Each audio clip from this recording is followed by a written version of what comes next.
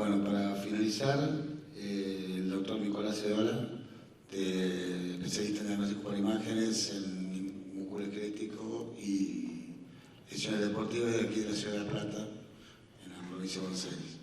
Bueno, muchas gracias. Mi nombre es Nicolás Cedola. Quería agradecer al auditorio y al comité organizativo. Yo voy a hablar de las hernias lumbares y postquirúrgicas, ¿sí? El objetivo de la clase es poder abarcar una clasificación anatomorradiológica para un enfoque clínico y diagnóstico, comprender los tratamientos posibles y la expectativa del resultado, identificar la hernia lumbar recidivada y presentar las complicaciones o fracasos postquirúrgicos. Todos sabemos que la hernia discal lumbar es una patología frecuente y habitualmente autorresolutiva, con un elevado impacto socioeconómico. Es la causa más frecuente de alejamiento laboral y tiene aproximadamente el 90% de los pacientes adultos tienen una patología degenerativa discovertebral, y la hernia está mayormente presente en pacientes de 30 a 50 años con una relación 2:1 en el hombre. Los métodos radiológicos que tenemos la radiografía simple, donde también vamos a tener las radiografías dinámicas para buscar lo que es la inestabilidad. La tomografía, básicamente, para todas las lesiones óseas que se van hacia el canal o hacia los neuroforámenes, y nuestro método de estudio de elección es la resonancia magnética, ¿sí? Que nos ayuda a dar un diagnóstico y una clasificación, y también ayuda a los diagnósticos diferenciales. Nosotros, como protocolo de estudio, tenemos 3 sagitales, un sagital T2, un T1 y un STIR, y un axial T2. Sepamos que la correcta clasificación de la hernia depende del conocimiento anatómico y de la patología discovertebral degenerativa. Un breve repaso de la anatomía: tenemos la columna vertebral, que está comprendida por cuerpos vertebrales interconectados por los discos intervertebrales.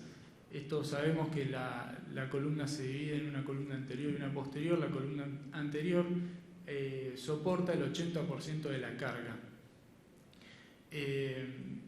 Pasando a la anatomía del disco intervertebral, sepan que es un núcleo pulposo rodeado por un anillo fibroso, ¿sí? Que el disco intervertebral va a ser el responsable de la movilidad de la columna vertebral.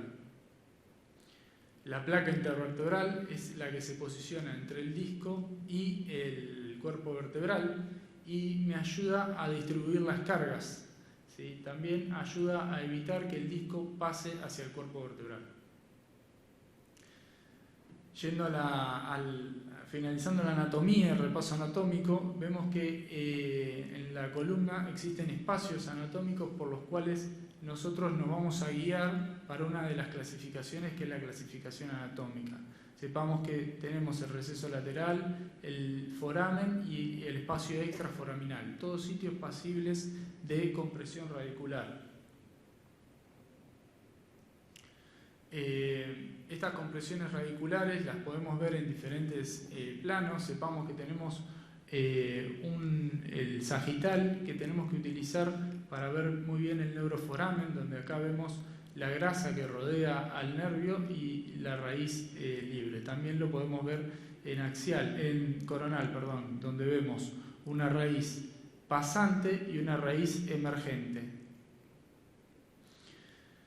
Sepamos que la hernia lumbar, ¿sí? No podemos hablar de hernia lumbar sin hablar de los cambios degenerativos discovertebrales, y que estos cambios degenerativos llevan de un disco elástico a un disco rígido, ¿sí? Este ciclo o este proceso lleva una vez instaurado, es irreversible. Acá vemos una progresión en corte anatómico de un núcleo pulposo hidratado, y cómo a medida que pasa el tiempo se va degenerando, deshidratando y hasta perdiendo la altura, y con los cambios consecuentes discovertebrales. Este ciclo, esta progresión del ciclo genera la debilidad del anillo fibroso y la posterior hernia. Estos cambios degenerativos se pueden agrupar en la degeneración discal en sí, en la fisura discal y en la hernia discal. La deshidratación del disco intervertebral lo vamos a ver básicamente en el T2, donde vamos a ver un disco hidratado acá en un sagital T2, como se ve la hidratación normal de un disco, y la deshidratación del disco que progresa a medida que pasa el ciclo degenerativo a la pérdida de altura del espacio intervertebral y al abombamiento discal. Acá tenemos otros tipos de cambios degenerativos, como puede ser el gas intradiscal, que lo vamos a ver predominantemente en tomografía. También tenemos el estrechamiento del espacio. Y algo importante es que no hay que confundir el abombamiento con una hernia discal. ¿Sí? El abombamiento más bien es una adaptación que tiene el disco intervertebral a la deshidratación y a la pérdida de altura. También los cambios degenerativos discovertebrales, ¿sí? Llevan a cambios o recambios en la médula ósea de los platillos vertebrales. Como lo describió Modic, esos cambios pueden ser reemplazo de la médula ósea por tejido fibrovascular, que lo vamos a ver en secuencias STIR y T2 hiperintensos y en secuencias T1 con baja señal. Este tejido es altamente vascularizado, porque cuando le administramos contraste va a captar. Los cambios brazos o Modic tipo 2 lo vamos a ver hiperintensos ya sea en T2 y T1 y con baja señal en secuencias STIR. Y por último los cambios tipo 3 escleróticos, como se ven en los ejemplos. Pasando a las fisuras discales, lo más importante es saber que las fisuras se dan en sitios de debilidad del disco, ¿sí? Generalmente posteriores y laterales, y sepan que hay fisuras discales radiales y transversales, que son las que comunican con el núcleo pulposo con la periferia.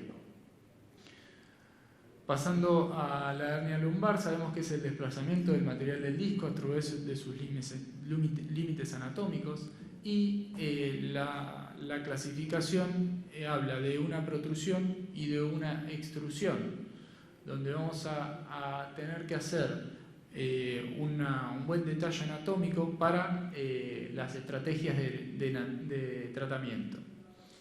La protrusión es cuando la base del fragmento herniado es más amplia que el fragmento en sí. Acá vemos unos ejemplos donde vemos en un axial T1 a nivel L5-C1 una protrusión posterior y medial y lateral izquierda, ¿sí? Vemos otro ejemplo con una protrusión amplia posterior y medial que reduce las dimensiones de los recesos a predominio izquierdo y cómo le pega a la raíz.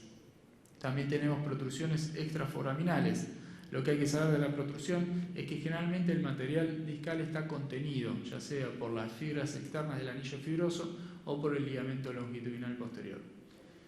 Las extrusiones discales es cuando el fragmento herniado es mayor que la base. Acá tenemos 3 ejemplos donde hay una extrusión posterolateral izquierda, que en el sagital vemos que tiene migración cefálica, y acá tenemos un ejemplo de un secuestro, que es cuando el disco extruido pierde contacto con el disco patológico. Y generalmente esto nos dice que no está contenido el material desplazado. También podemos clasificarlo según la localización anatómica. Esto es lo que hoy hablábamos. Tenemos el espacio extraforaminal, foraminal y el receso lateral. Y esta clasificación define la táctica quirúrgica. También la podemos ver en diferentes planos. Fíjense que estos son todas extrusiones discales a nivel en cortes axiales, y cómo podemos verlas en los cortes sagital o el otro axial, utilizando la grasa como contraste natural. Fíjense esto, este paciente, estos ejemplos son el mismo nivel, L4, ¿sí? Pero con clínica diferente. ¿Y por qué es importante la clínica? Uno Yo como médico especialista en diagnóstico por imágenes no pretendo que ustedes sepan o hagan la semiología, pero sí saber cuál es las características clínicas de las raíces, ¿sí? ¿Por qué? Porque las características clínicas me van a definir la topografía radicular. Sabiendo que una reflexia patelar voy a estar buscando una raíz L3 o L4, o un paciente que no puede mantenerse en puntas de pie con una reflexia quiliana, vamos a ir a buscar una raíz S1. Y esta topografía radicular me permite predecir el nivel lesionado. Acá vemos en un corte coronal, ¿sí? En un corte anatómico, vamos a ver una raíz pasante, ¿sí? En este caso de L5, que pasa por debajo del pedículo hacia su sitio de salida, ¿sí? Y sabiendo esto podemos decir que la raíz S1 solo puede estar comprometida por una hernia posterolateral en el nivel L5-S1. Mostrando algunos casos, acá vemos un paciente de 50 años que tiene una lumbociatalgia de 45 días de evolución y comienza con una hipostesia en cara interna y areflexia rotuliana. Dijimos que la reflexia rotuliana vamos a ir a buscar la raíz L4. Acá vemos una compresión extraforaminal L4-L5. Como vemos en el sagital, un neuroforamen que, si bien tiene una discopatía, no comprime a la raíz y no la está afectando, y sí la hernia extraforaminal, que podemos comparar con el contralateral, cómo está rodeada de grasa de un lado y cómo está desplazada en el otro. Otro caso de un paciente de 23 años con una lumbociatalgia izquierda que claudica al ponerlo en punta de pies, ¿sí? Con areflexia quiliana. Vemos que las radiografías no nos dicen mucho más que una reducción del espacio y cómo se encuentra el material extruido y migrado caudalmente y cómo comprime a la raíz en el receso lateral. El último caso que muestro es un paciente que empieza con hipostesia en silla de montar y trastornos esfinterianos. Sepan que esta clínica corresponde a un síndrome de la cola de caballo y es por un conducto lumbar estrecho. Fíjense en este sagital cómo se ve la extrusión discal que migra hacia cefálico y cómo la progresión en los axiales se ve cómo va desplazando a las raíces de la cola de caballo y cómo termina comprimiendo posteriormente a la cauda equina y generando el síndrome de cola de caballo, que es una urgencia. Para resumirlo de hernias, tenemos hernias frecuentes, que son las que generan compresión monoradicular, o las que se ubican a nivel posteromedial, ¿sí? O posterolateral. Después tenemos las hernias infrecuentes, que son las que generan compresión y síndrome de cola de caballo, o las que se ubican a nivel extraforaminal. Para hablar un poquito de los tratamientos y la expectativa del resultado, ¿sí? Sabemos que la hernia lumbar es una patología habitualmente autorresolutiva, ¿sí? La mejoría o desaparición de los síntomas, aproximadamente el 60% de los pacientes lo tienen a los 6 meses y el 30% a las 6 semanas, ¿sí? Dicho esto, podemos decir que el tratamiento médico es la primera elección. Acá vemos un ejemplo que nos demuestra lo que dijimos, donde vemos un estudio inicial con una hernia extruida, ¿sí? Migrada caudalmente, que comprime a la raíz S1 y cómo a los 3 meses de estudiado el paciente vemos la resolución de la hernia. Esto es por la evolución natural del tejido extruido. El tejido extruido, el núcleo, es altamente hidratado. Cuando pierde su domicilio, pierde la hidratación. Por eso el 85% de los pacientes aproximadamente mejoran sin cirugía. Para tener un algoritmo del tratamiento, sabemos que tenemos que diferenciar si el paciente con hernia tiene o no tiene un síndrome de cola de caballo. Si tiene un síndrome de cola de caballo es una urgencia y hay que hacer una cirugía liberadora. ¿Sí? Si no, sabemos que puede ser el tratamiento conservador y si hay mejoría clínica se dan medidas higiénico-dietéticas. Si persiste el dolor, se puede plantear un bloqueo o una cirugía. Hay que saber que hay indicaciones absolutas, como dijimos, el síndrome de la cola de caballo, e indicaciones relativas. Esto quiere decir que la cirugía es selectiva. El paciente decide si hace o no la cirugía. Y hay algunas indicaciones relativas como el dolor radicular intratable, ¿sí? El déficit neurológico progresivo y también los episodios repetitivos de ciática en un año. Para mostrar un poco de la técnica quirúrgica, sabemos que se puede hacer tanto disectomía como secuestrectomía, ¿sí? Y puede ser abierta o mini invasiva, con resultados similares a la hora de la mejora clínica y resultados similares también a las complicaciones. Acá muestro una cirugía de una secuestrectomía abierta. Esto es para saber la espinosa L5, la espinosa L1, cómo se libera el hemiarco posterior, donde vamos a ver la retracción del saco por el cirujano y cómo se ve el material extruido. Esto es importante, ¿sí? Y por eso es importante la clasificación anátomo-radiológica, porque debido a la localización del fragmento herniado vamos a tener diferente abordaje, ¿sí? El abordaje unilateral generalmente se hace en las hernias posterolaterales, el abordaje bilateral cuando hay un conducto estrecho o un síndrome de cola de caballo, y el abordaje intertransverso en las hernias foraminales o extraforaminales. Estos son ejemplos de los abordajes. Acá vemos la espinosa de una y otra vértebra y la sección del hemiarco posterior. Acá vemos el abordaje bilateral con el saco dural en el fondo y cómo acá vemos la disección a nivel de los músculos intertransversos. Para hablar un poquito de una de las complicaciones, la hernia lumbar recidivada. ¿Sí? La hernia lumbar recidivada es aquella hernia que aparece en el mismo nivel, ¿sí? Y que el paciente, después de un periodo sano o un periodo libre de síntomas, vuelve a tener síntomas similares a nivel del mismo nivel. Esto es un paciente que en un prequirúrgico tuvo una extrusión discal L5-S1 y cómo después volvió con la misma clínica, y a la hora de hacerle el estudio vemos la hernia que comprime el receso lateral izquierdo. La recidida herniaria tiene una baja incidencia y está dada más que nada por el morfotipo, la actividad del paciente y demás cosas. Es importante en este tipo de pacientes administrar el contraste endovenoso, ya que vamos a diferenciar el tejido fibrocicatricial del tejido herniado, como se ve en este paciente.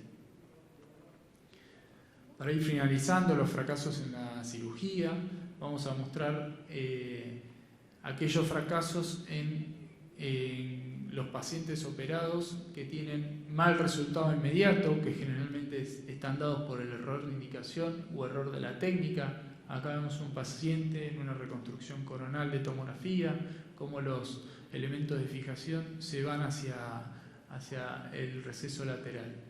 Después vamos a tener fracasos o complicaciones cuando el paciente tiene buen resultado, quiere decir que lo operaron, se dio la sintomatología y volvió o con una recidiva herniaria, como mostramos recién, o una inestabilidad, que es otra de las complicaciones. Este paciente, por la resección del arco posterior, genera una inestabilidad.